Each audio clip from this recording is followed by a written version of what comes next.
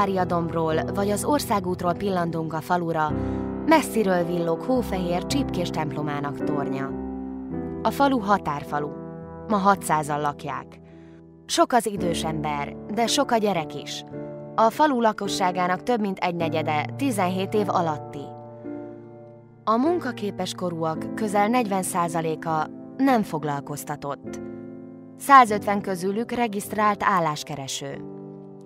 A roma lakosság aránya 50-60% körüli. Sokan közülük szegregátumban él.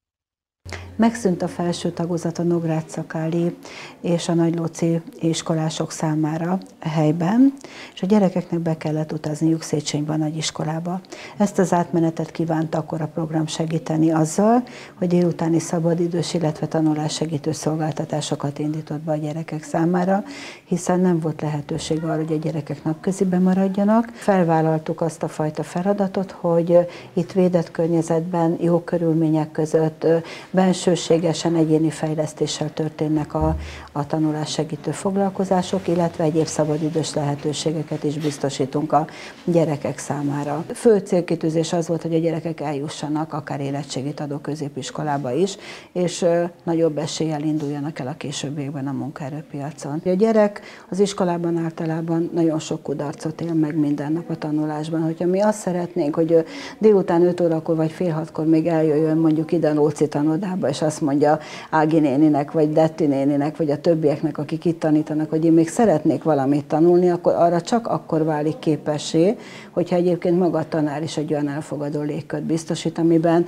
egy partnerséget mutat a gyerek, partnerséget ad a gyerek számára. Ebből a szemlélettel indulunk el, és hát azzal, hogy egyébként egy ilyen nagyon inkluzív és egy ilyen befogadó légkört teremtünk arra, hogy a gyerek megérezze, hogy jó tudni, jó tanulni, és hogy ennek egy idő után meg is lesz az eredménye. Az első legfontosabb szabály az, hogy mi tiszteljük a gyereket, de elvárjuk, hogy a gyerek is tiszteljen minket, és azért jöjjön ide, ami ennek az együttlétnek a célja, hogy az ő tudását tudjuk közös erővel gyarapítani. Ahhoz, hogy a gyerekek lecsendesedjenek, ahhoz nekünk felnőtteknek is csendesnek kell lenni.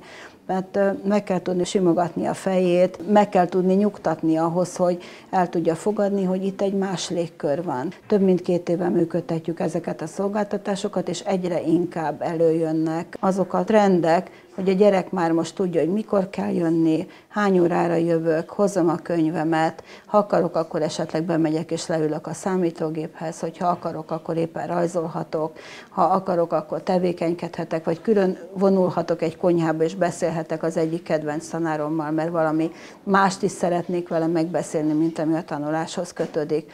Tehát ehhez egy nagyon komoly bizalmi kapcsolatot kell tudni kialakítani a gyerekkel.